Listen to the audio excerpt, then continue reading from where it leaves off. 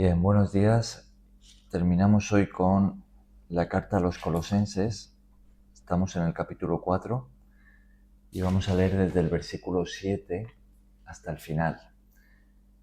Ya en el día anterior comentamos una parte de este último pasaje. Vamos hoy a leerlo una vez más. Repasamos lo que habíamos comentado y terminamos con los versículos que nos quedan. Entonces, adelante, Ana. Todo lo que a mí se refiere os lo hará saber Tíquico, Tíquico. Tíquico, amado hermano y fiel ministro y consiervo en el Señor, el cual he enviado a vosotros para esto mismo, para que conozca lo que a vosotros se refiere y confronte vuestros corazones. Con Onésimo, amado y fiel hermano, que es uno de vosotros. Todo lo que acá pasa os lo hará saber Aristarco, mi compañero de prisiones, os saluda, y Marco, el sobrino de Bernabé, acerca del cual habéis recibido mandamientos. Si fuere a vosotros, recibidle. Y Jesús, llamado Justo, que son los únicos de la circuncisión que me ayudan en el reino de Dios, y han sido para mí un consuelo. Os saluda Epafras, el cual es uno de vosotros, siervo de Cristo, siempre rogando encarecidamente por vosotros en sus oraciones, para que estéis firmes, perfectos y completos en todo lo que Dios quiere.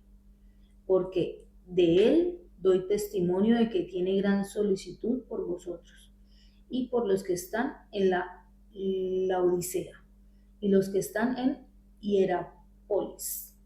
Os saluda Lucas, el médico amado, y demás. Saludad a los hermanos que están en la Odisea, y a las ninfas y a la iglesia que está en su casa. Cuando esta carta haya sido leída entre vosotros, haced que también se lea en la iglesia de los laodicenses, y que la Odisea la leáis también vosotros. Decid a Arquipo: mira, que cumplas el ministerio que recibiste en el Señor. La salutación de mi propia mano, de Pablo, acordaos de mis prisiones. La gracia sea con vosotros. Amén. Muy bien. Bueno, muchos nombres extraños aquí, ¿no? ¿Nos ha pasado de conocer, seguro que sí, ¿no? Sobre todo aquí en esta ciudad, ¿no?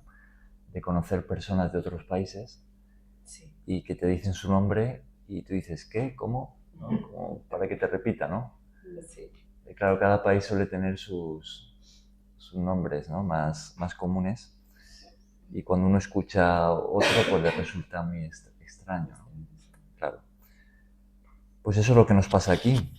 Tenemos varios nombres un tanto extraños y distintos a los que estamos acostumbrados, ¿no? Y tenemos esto aquí porque, fijaos en el título que aparece en esta versión que leemos, ¿no? En la Reina Valera. Dice, ¿cuál es el título que tenemos? Salutaciones finales. Salutaciones finales, ¿no? Esto nos recuerda que estamos en una carta que escribió el apóstol Pablo, y él ya está terminándola. Ya ha escrito toda la enseñanza que quería transmitir a los cristianos destinatarios, los que vivían en Colosas, y ahora pues va a terminar con los saludos de despedida. Decíamos el otro día que esto nos habla de relaciones, es decir, que Pablo conocía a muchos hermanos porque era alguien que se relacionaba. Y uno podría decir, bueno, pues eso no me dice nada nuevo, relacionarse, pues, ¿quién no se relaciona, no? Pero es importante señalarlo porque vivimos en una época en la que impera el individualismo. Y se vende esa idea de que cuanto más independiente sea uno, pues más feliz va a ser. Y en realidad no es así, ¿no? De hecho, la enseñanza de Cristo, la fe cristiana,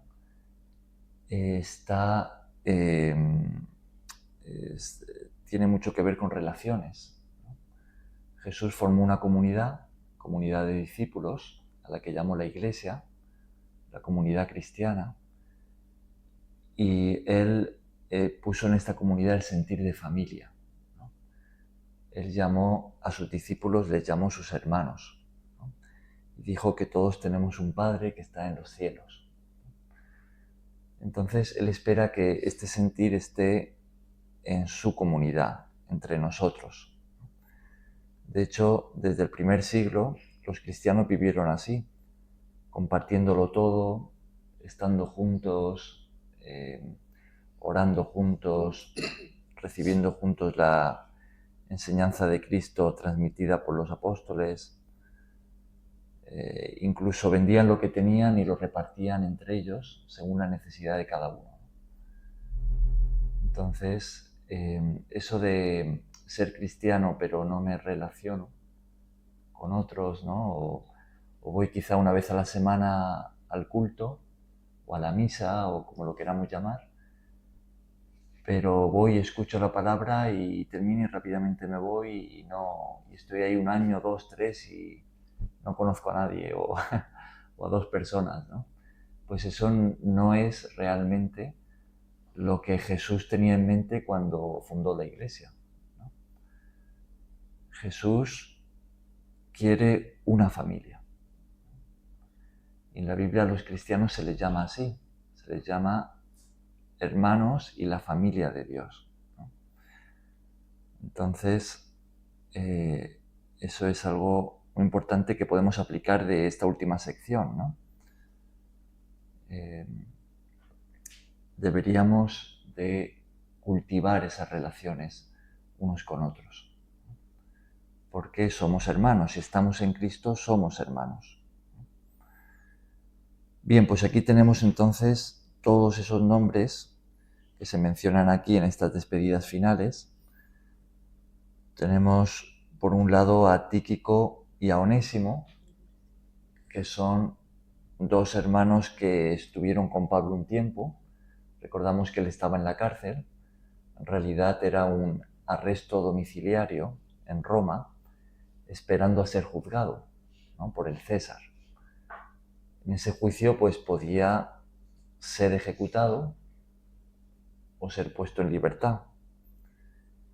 Y Pablo pues estaba a la espera de esa sentencia, de ese juicio, y durante ese tiempo, que por lo menos fueron 2 años, eso lo leemos al final del libro de Hechos, pues él en ese arresto domiciliario pues tenía ciertas libertades y se le permitía recibir visitas, ¿no? Y Tíquico y Onésimo pues fueron 2 hermanos que estuvieron allí un tiempo con él, seguramente sirviéndole, ¿no? Porque como él estaba preso pues necesitaba que le llevasen comida, abrigo, todo lo que le hiciera falta, ¿no?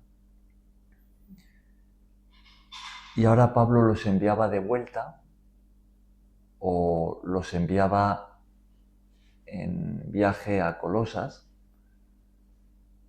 para llevar esta carta.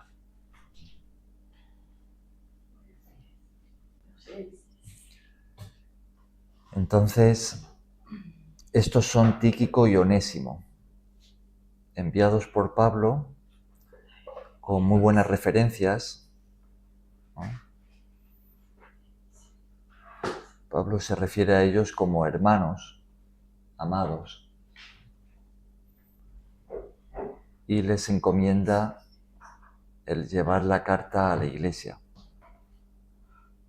Onésimo, esto lo comentábamos el otro día, pues era natural de Colosas y decíamos que él había sido esclavo de un tal Filemón. Pero él se escapa, lo cual era algo muy arriesgado, porque si un esclavo escapaba, le podía costar la vida, ¿no? Pero él consigue hacerlo seguramente robando algo de su amo. Esto lo vemos en la carta a Filemón. Y por algún motivo que no sabemos, pues llega a conocer a Pablo como fugitivo, ¿no? Y escucha el Evangelio predicado por Pablo. Entonces se convierte y pasa un tiempo con Pablo y es discipulado. Pues resulta que su antiguo amo también es conocido de Pablo, ¿no? Y él se había convertido también probablemente en la predicación de Pablo cuando él estuvo en ese viaje misionero que pasó tanto tiempo en Éfeso. Entonces, pues, ¿qué va a hacer Pablo finalmente? Pues enviar a Onésimo de vuelta a Filemón. Ahora ya como alguien convertido, como un hermano. De hecho, él con Tíquico lleva esta carta a la iglesia y también va a llevar otra carta que Pablo escribe personal a Filemón, ¿no? Que la tenemos aquí en la Biblia, que es una carta de un solo capítulo. ¿Y qué aprendemos allí? Pues que Pablo intercede por Onésimo para pedirle a Filemón, su antiguo amo, que lo reciba ya no más como esclavo, sino como hermano. Y que si algo le debía, si algo le había robado, o cualquier deuda que tuviese, o que Filemón considerase que tenía que pagar para ser un hombre libre, pues Pablo le pide que lo ponga a su cuenta. Le dice, si algo te debe, yo mismo te lo pagaré. Entonces es una carta preciosa, a ver si la leemos, ¿no? Quizá después de esta. Es corta, como decía. Y ese era Onésimo. Va de vuelta a Colosas y a encontrarse con su antiguo amo, ¿no? Uh-huh. Bien, luego tenemos en el versículo 10 tres nombres más: Aristarco, Marcos y Bernabé. Aristarco es mencionado como compañero de prisiones, lo cual significa que ha estado preso con Pablo, seguramente por predicar el Evangelio también. Esto nos recuerda que un aspecto muy importante de la vida cristiana, de la vida del discípulo. ¿Y en qué consiste? Bueno, pues en algo que Jesús había enseñado. Y es que sus discípulos también pasarían persecución. Entonces, seguir a Cristo significa que tenemos que estar dispuestos a sufrir por amor a Él.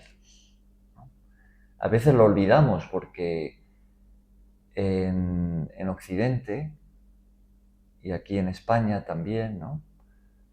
Pues no solemos experimentar ni persecución ni mucha oposición tampoco por decir que somos cristianos, ¿no? Entonces, a veces esto juega en nuestra contra porque llegamos a pues desarrollar una mentalidad más bien cómoda, ¿no? De tolerancia cero al sufrimiento, ¿no? Y nos volvemos demasiado frágiles, ¿no? Pero los cristianos a lo largo de los siglos, muchos de ellos, han tenido que sufrir mucho por seguir a Cristo, por practicar sus enseñanzas, por confesar abiertamente su fe. Entonces, el hecho de ver que Pablo estaba preso y que tenía compañeros de prisiones, ¿no?, que eran perseguidos, pues nos recuerda que si queremos seguir a Cristo hasta el final, debemos también, en cualquiera de sus formas, estar dispuestos a sufrir por amor a Él.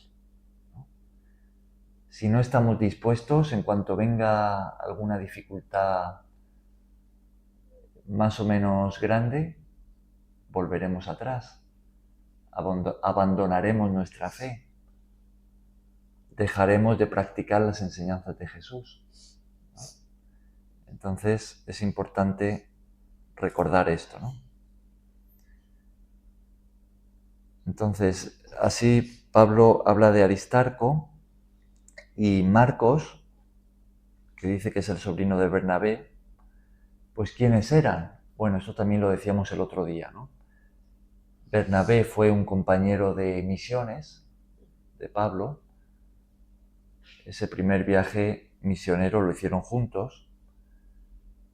Y Marcos, como dice aquí, sobrino de Bernabé, pues era un chaval, un joven, que acompañó a Pablo y Bernabé en su primer viaje, pero no lo completó.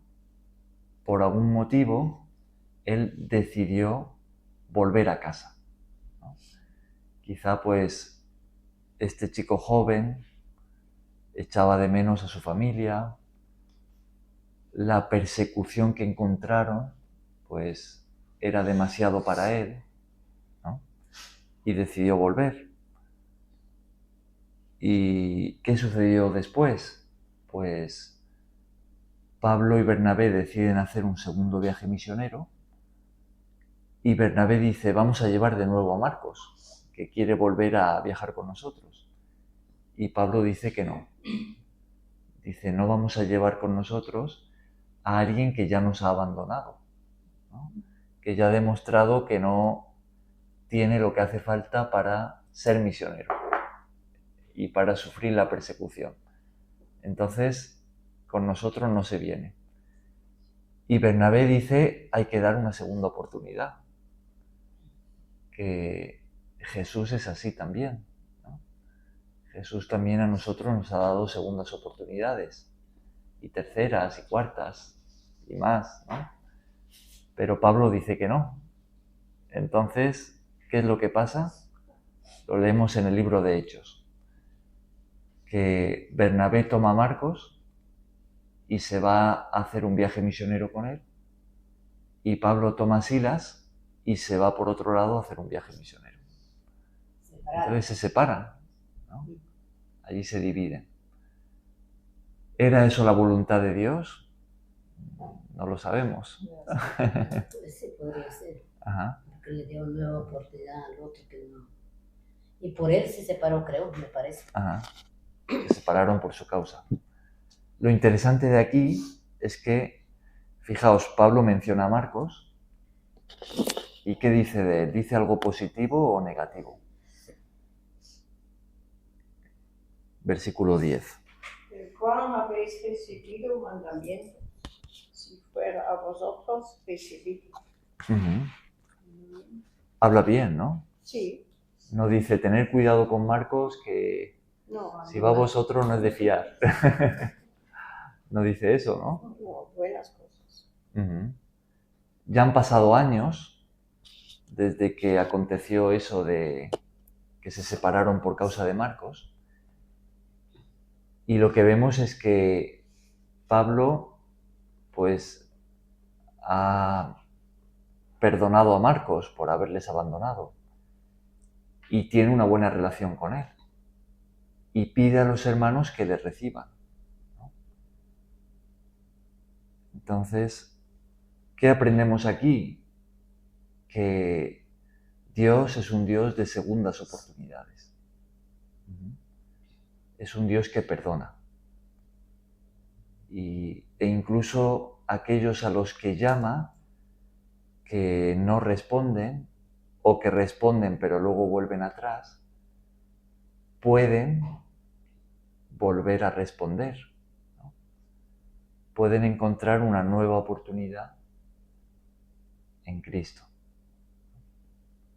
Esto aprendemos de Marcos. Bien, después se nos menciona a Jesús, pero es otro Jesús, ¿no? Otra persona que se llamaba Jesús. porque Jesús era un nombre utilizado por otras personas también, como sucede aquí en España, ¿no? Aquí hay muchos Jesús. Mi madre me dijo, mi madre que es alemana, que cuando vino aquí a España le sorprendía mucho que hubiesen personas que se llamasen Jesús, porque dice que eso en Alemania es impensable. Tampoco en Bélgica, ¿no? Dice que Jesús es Jesucristo. Y nadie más se puede poner ese nombre. María y José, sí. Ajá. Jesús no. Aquí en España hay muchos Jesús, ¿no? Pero Jesucristo solo hay uno. Ahora, ¿quién era este tal Jesús del que habla aquí Pablo? ¿Qué dice de él? Es justo. Llamado justo, ese era su apodo, ¿no? Por algo sería, ¿no? Una persona, un hermano de buena reputación, ¿no? Llamado justo. Y junto con los que estaba mencionando antes, ¿no? Pues dice que son los únicos de la circuncisión, es decir, los únicos judíos convertidos que le estaban ayudando en el reino de Dios, ¿no? En la misión, en su obra. Y han sido para mí un consuelo. Y han sido para mí un consuelo. Ese era el apodo que tenía Bernabé, hijo de consolación, ¿no? Un hermano que, por el ánimo que él transmitía a otros cristianos, por el consuelo que él daba, pues le habían puesto ese apodo, hijo de consolación.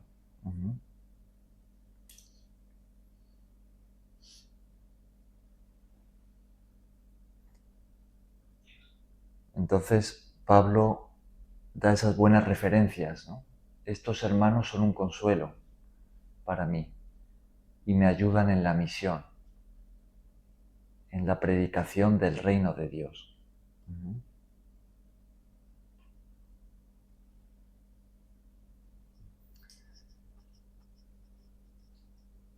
Podríamos preguntarnos qué es lo que Pablo diría de nosotros si nos conociera, ¿no? ¿Qué es lo que Jesús dice de nosotros?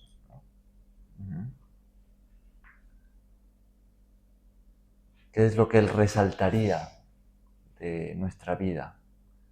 Diría que somos hermanos fieles, dedicados a su obra, generosos, buenos, misericordiosos, gente de fe, Que andamos en el buen camino. que andamos en el buen camino. Una buena reflexión, ¿no? para hacerse. Bien, ¿a quién tenemos? ¿A quién menciona Pablo en el versículo 12? Epafras. Epafras. ¿Os acordáis de quién era Epafras? Epafras ha aparecido antes en la carta a los Colosenses. Epafras es el motivo por el que Pablo escribe esta carta. Epafras viaja desde Colosas hasta Roma para buscar a Pablo y darle noticias de lo que estaba sucediendo con la iglesia allí en la ciudad. Entonces, él informa a Pablo de esa herejía, esa falsa enseñanza que estaba por esa zona y que amenazaba con infiltrarse en la iglesia y engañar a los hermanos. Y entonces Pablo decide escribir Colosenses. Epafras pues ejercía funciones pastorales allí probablemente en Colosas y también en las ciudades vecinas, que eran la Odisea y Hierápolis. Entonces, Epafras llega hasta Pablo, Pablo va a escribir esta carta, pero Epafras se va a quedar un tiempo más con Pablo.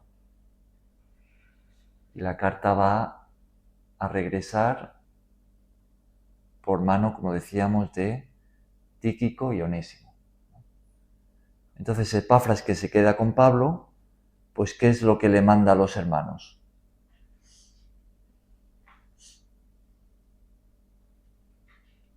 Pues un saludo, ¿no? Os saluda Epafras, versículo 12. ¿Y qué es lo que Pablo señala de él?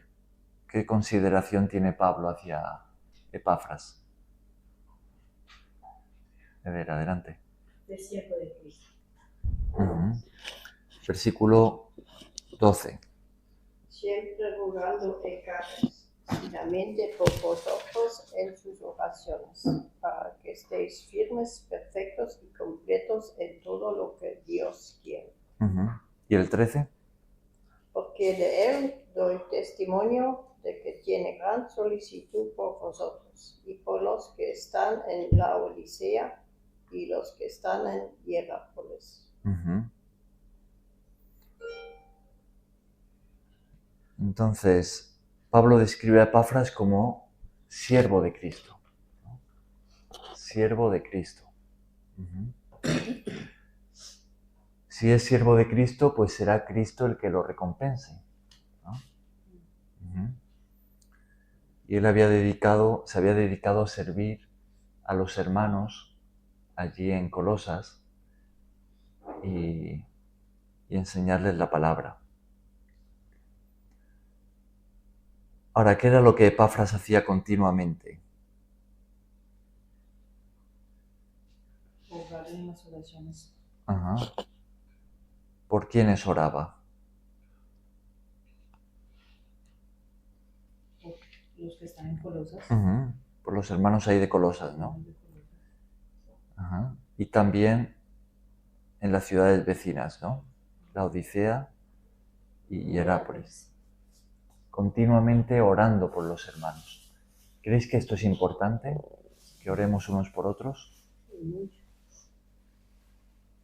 Sí, ¿no?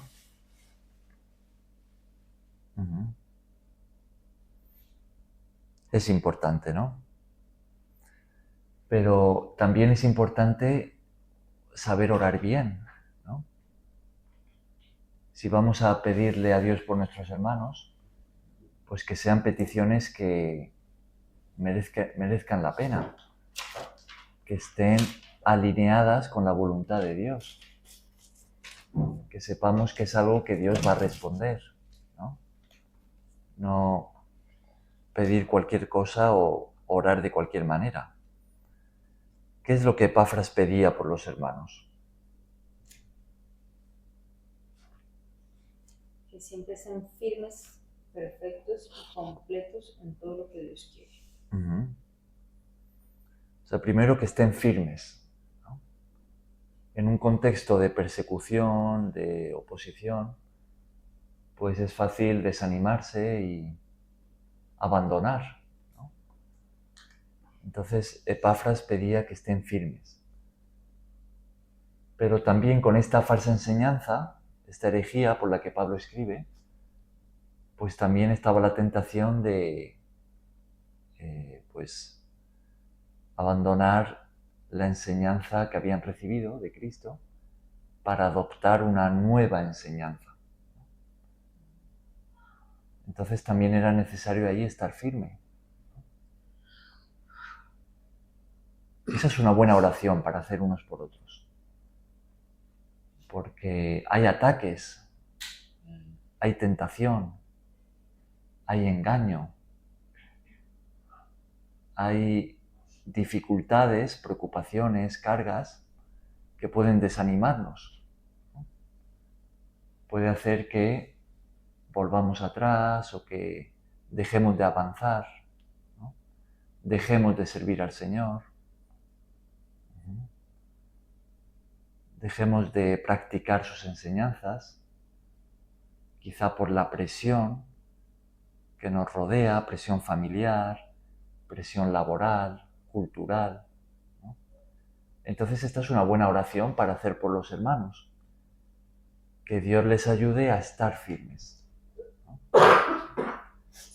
Que le ayude a uno mismo a estar firme, ¿no? Sí. Ajá. Quiero ver todo lo que pasa y que, bueno, hay que orar para que Dios nos deje. Cuando Jesús estaba en Getsemaní, a punto de ser apresado, ¿no? Y él sabía que eso sería una gran prueba para sus discípulos, ¿os acordáis lo que Jesús le pidió a Dios por Pedro? Jesús se lo dijo a Pedro. ¿Qué le dijo? Le dijo que Satanás le había pedido a Dios que lo dejara sacudirlo. ¿Y qué le pidió Jesús al Padre? Que le diera fe. Que le dé fe. Le dijo a Pedro, yo he rogado por ti que tu fe no falte. Es lo que tenemos que ver, porque a veces uno piensa tantas cosas y siempre ganan los malos. Entonces hay que orar. Hay que orar, ¿no? Hay que orar a Dios para que Dios le ayude. Y es algo que Epafras hacía siempre. Continuamente estaba orando por los hermanos. Es una batalla que siempre tenemos adentro. Orar para que no caigamos en tentación. Porque no solamente las cosas que escuchamos, que nos damos cuenta de que sucede en el mundo, sino también que a nosotros el mundo también nos ataca, al oír cosas. Entonces, ¿qué hay que hacer? Pues orar y pedirle a Dios que por favor le ayude. Ajá. ¿Y de qué manera oraba Epafras? ¿De qué manera?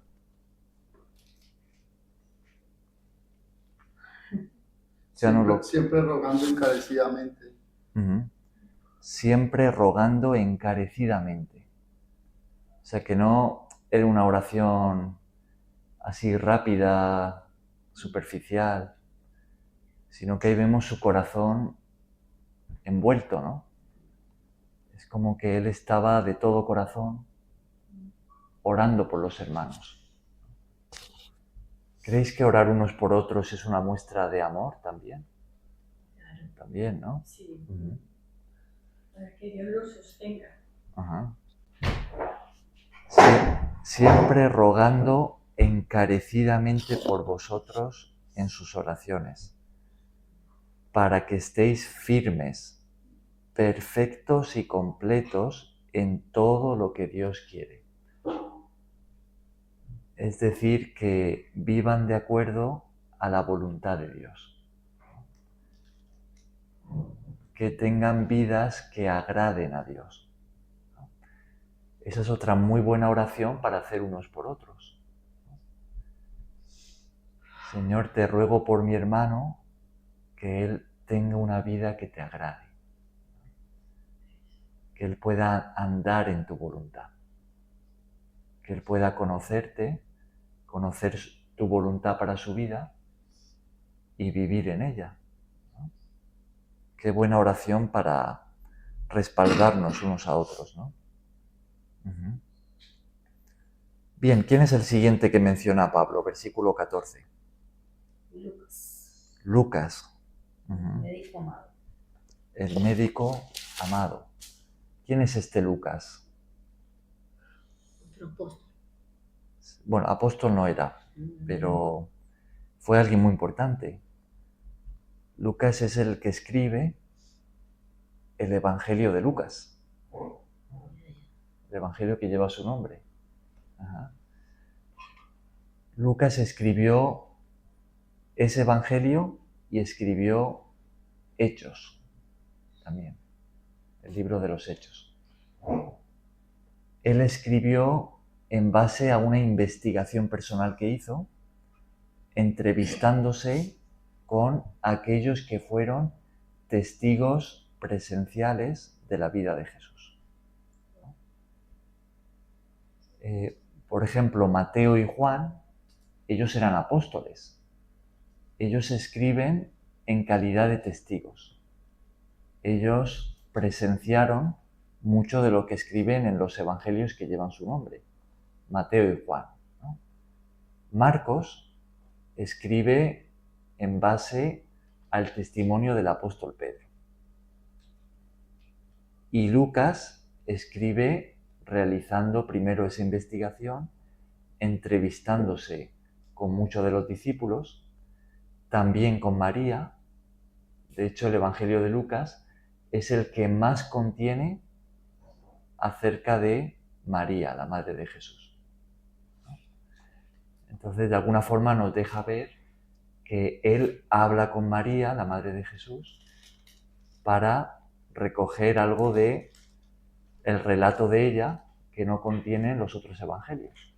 Por ejemplo, el nacimiento de Jesús y un poquito acerca de su infancia, ¿no? Entonces eso viene de María, ¿no? María, la madre de Jesús, es la que le relata a Lucas para que le escriba, ¿no? Entonces, ¿Qué otro evangelio fue que escribió Lucas? El libro de Hechos. El libro de Hechos. Que relata la historia de la Iglesia al principio, ¿no? En el primer siglo. De hecho, en el libro de Hechos, cuando lo leemos, observamos que parte de lo que está escrito está en primera persona. Es decir, que en el libro de Hechos sí que vemos que Lucas forma parte de algunos de los acontecimientos que se escriben allí. De hecho, él acompañó a Pablo en parte de sus viajes. Por ejemplo, en parte de su viaje a Roma. Pablo iba como preso y Lucas estuvo allí, ¿no? Entonces, pues ese era Lucas. ¿Y qué trabajo tan importante hizo, ¿no? Nosotros ahora tenemos el Evangelio de Lucas y el libro de Hechos gracias a su trabajo, ¿no? ¿Qué podemos aprender aquí? Que, bueno, pues en parte que el trabajo, vamos a decir, intelectual, ¿no? Académico, pues es también una forma en la que podemos servir a Dios, ¿no? Por medio de la escritura, ¿no? Hay personas que han escrito libros que han tocado los corazones de miles de personas, ¿no? Con el amor de Dios. Uh-huh. Algunos o muchos investigadores consideran a Lucas, por sus escritos, como un excelente historiador. De hecho, hay detalles que recoge Lucas que otros historiadores de la época no estaban de acuerdo con Lucas y lo escribieron diferente, como por ejemplo detalles geográficos o relacionados con gobernantes o títulos, cosas así. Y hay escritos de esa época, fuera de la Biblia, que no concuerdan con Lucas, y a veces los investigadores han dicho, bueno, parece que Lucas se había equivocado. Pero después, con nuevas investigaciones, quizá de la arqueología, se ha descubierto que Lucas era el que llevaba la razón, ¿no? Que sus escritos eran los más precisos. Entonces él hoy en día es considerado, de lo que él escribe, un excelente historiador, ¿no? Como muy exacto y preciso en todos los detalles que él da.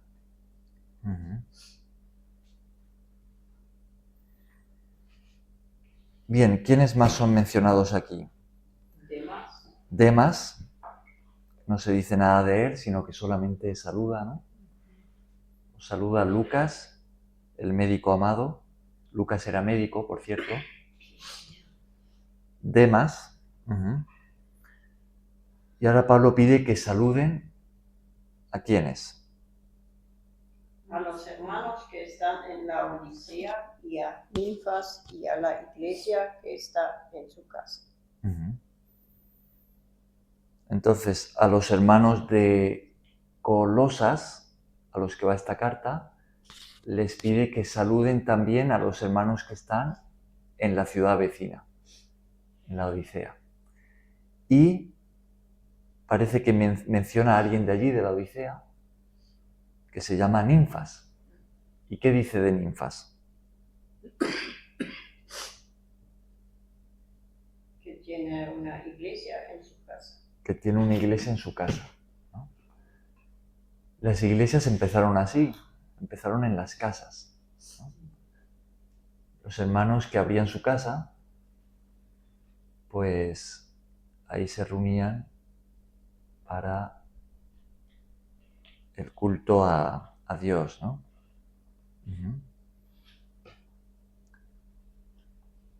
Entonces, Ninfas era uno de estos hermanos que abrió su casa.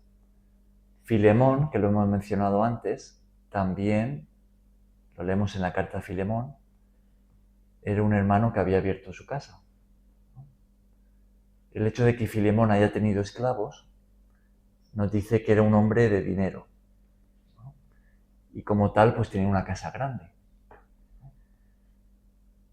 Y entonces, pues podía albergar a más personas. Y él, que se había convertido, pues puso su casa al servicio de Dios. ¿Creéis que es importante poner lo que tenemos al servicio de Cristo? Sí, ¿no? Cuando nos convertimos con todo nuestro ser y con todo lo que tenemos, ¿no? Todo lo que tenemos se lo damos al Señor. Entonces, si Él nos muestra que podemos hacer uso de algo que tenemos para Él, para su obra, pues con alegría lo hacemos, ¿no? Porque amamos al Señor. Entonces los cristianos desde el primer siglo abrían sus casas, ¿no? Esto, cuando la persecución fue cobrando fuerza, pues se hacía de forma clandestina, ¿no? Iban a la casa o a otros lugares apartados, pues de noche o llegando poco a poco, ¿no? Que no se viera que llegaba mucha gente a la vez, ¿no? Y allí a escondidas, pues tenían ese tiempo juntos como iglesia, ¿no? Entonces es importante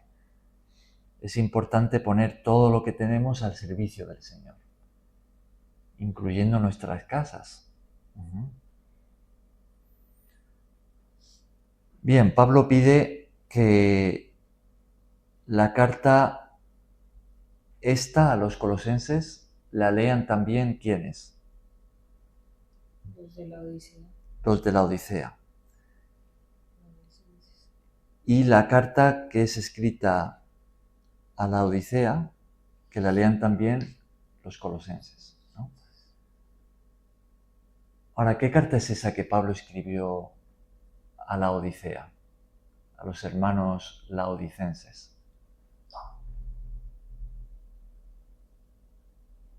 Pues es una carta que parece que se ha perdido, que no nos ha llegado. Algunos creen que esa carta es Efesios. Algunos dicen eso, porque Efesios era una ciudad que también estaba en la zona, era la capital de Asia Menor, y algunos consideran Efesios como una carta circular que fue escrita no a Efesios, sino a todas las iglesias de Asia Menor, y creen que aquí cuando Pablo dice la carta a la Odisea, que está hablando de Efesios. Pero otros dicen que no, otros dicen que es una carta que no nos ha llegado. Un documento que se escribió hace 2000 años que por algún motivo se ha perdido, ha dejado de existir, ¿no? Quizá Dios no quería que estuviese en la Biblia y por eso pues no nos ha llegado esa carta.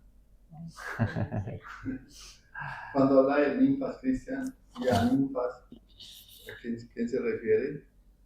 Pues un hermano, no dice mucho más de él, que abrió su casa. Es un nombre.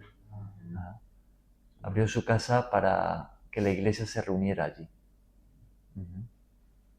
Pero no tenemos más detalles, ¿no? Ahora, hay un tal Arquipo, otro hermano, no sabemos si de Colosas o de la Odisea, al que Pablo tiene un mensaje para darle, ¿no? ¿Qué es lo que Pablo le pide a la iglesia que le digan a Arquipo? Mira que cumplas el ministerio que recibiste en el Señor. ¿A qué pensáis que se refiere Pablo con eso? Que se cumpliera todas las palabras, las cartas que enviando, que se cumpliera todo como debe ser. Mira que cumplas el ministerio que recibiste en el Señor. ¿Ministerio qué era? ¿Alguien se acuerda? Ministerio es ¿Qué significa esa palabra? como Administrador. ¿Cómo? Administrador. Administrador.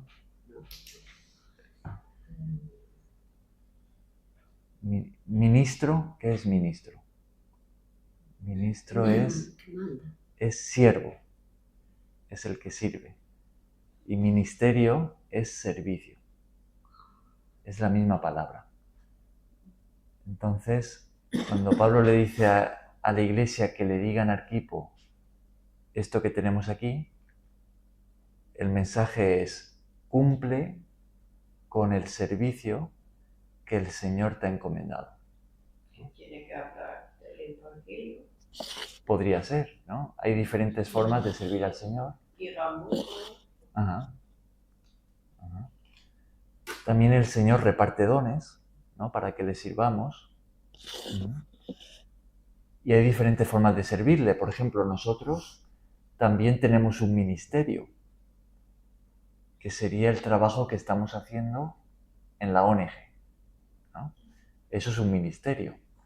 Es decir, es un servicio que le estamos dando al Señor y que damos a las personas, ¿no? Entonces, ¿qué nos dice esto? Pues que seguramente Arquipo sería un hermano de la iglesia al que el Señor le estaba pidiendo que se ocupara en servirle de cierta manera, no sabemos de qué forma, y parece que a Arquipo le estaba costando hacerlo. Quizá no quería pagar el precio, como se dice, ¿no? No quería hacer el esfuerzo, quizá por pereza, quizá por miedo a la persecución, quizá por miedo quizá tenía que hablar en público, ¿no? O tenía que viajar, o tenía que... Sea lo que fuese ese servicio que él tenía que hacer, parece que no lo estaba haciendo, y Pablo tiene que decirle a la iglesia que le digan a Arquipo que cumpla con lo que el Señor le ha encomendado.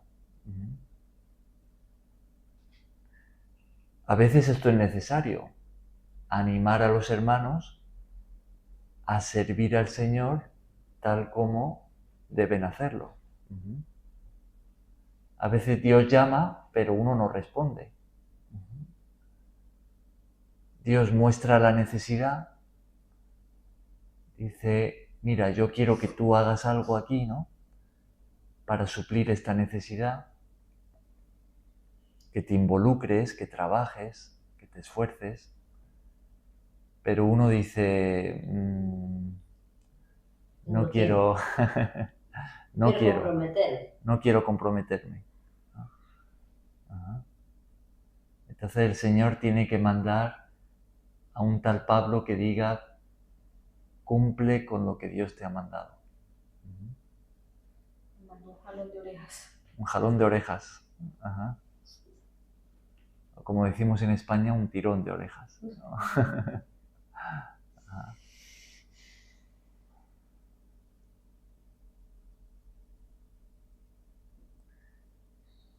Bien, y Pablo termina en el versículo 18. Leemos el último versículo de la carta.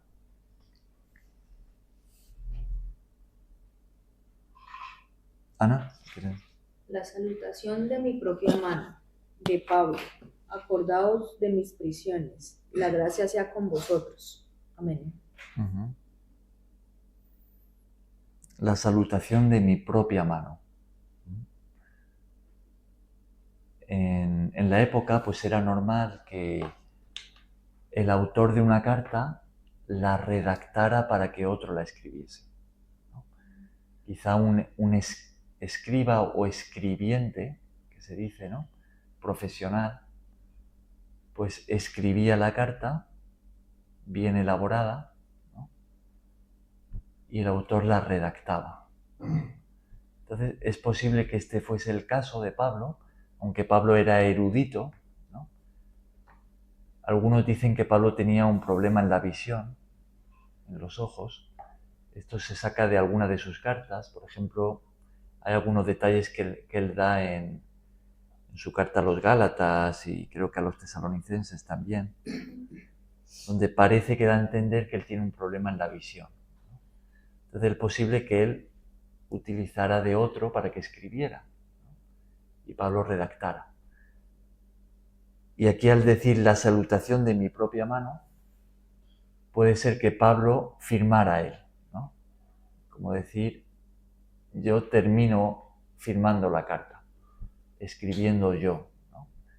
Y esta es la señal de que esta carta es mía, ¿no?, de que no es de otra persona, como una firma suya.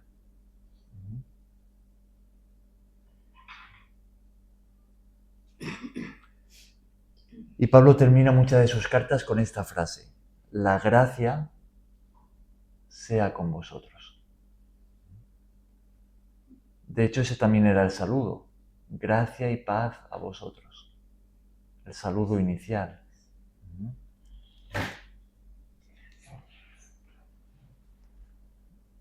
¿Qué es la gracia? La gracia es que... Perdona. Déjale. El regalo que nos da Dios, Uh-huh. si nosotros que no lo merecemos, ¿no? Uh-huh. Así es. Uh-huh. Es el favor inmerecido que Dios otorga al pecador que se arrepiente por medio de la fe en Jesucristo, ¿no? Es el favor de Dios que viene gratuitamente a nosotros, aun cuando no lo merecemos. Es una de las palabras que mejor describe el mensaje del Evangelio. Jesús pagando en esa cruz para el perdón de nuestros pecados, tomando nuestro lugar, siendo Él justo, inocente, toma el lugar del pecador, el de nosotros, para que al recibir el castigo que nosotros merecemos, nosotros quedemos libres de culpa. Seamos perdonados por Dios y adoptados como hijos suyos, recibiendo el regalo de la vida eterna. Esa es la gracia de Dios. Ese es el favor que ha llegado a nosotros por medio de Jesucristo.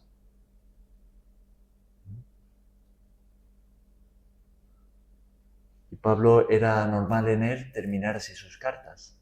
La gracia sea con vosotros. Pero la gracia lo abarca todo. Toda la ayuda que podamos necesitar de Dios. También en todos nuestros problemas, necesidades, la provisión, la sanidad, la fortaleza, la protección.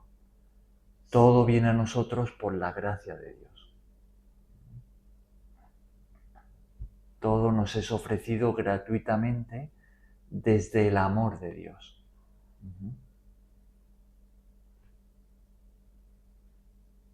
Entonces, cuando Pablo termina así, la gracia sea con vosotros, esto es lo que hay en el corazón de Cristo hacia nosotros. Que la gracia de Dios inunde toda nuestra vida, ¿no? Y recibamos de su amor todo lo que necesitamos.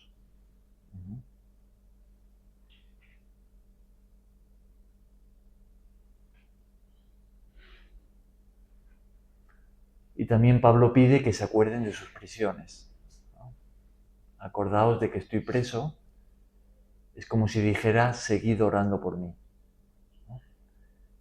Y en la medida que podáis, como preso, pues él necesitaba que le atendiesen, ¿no?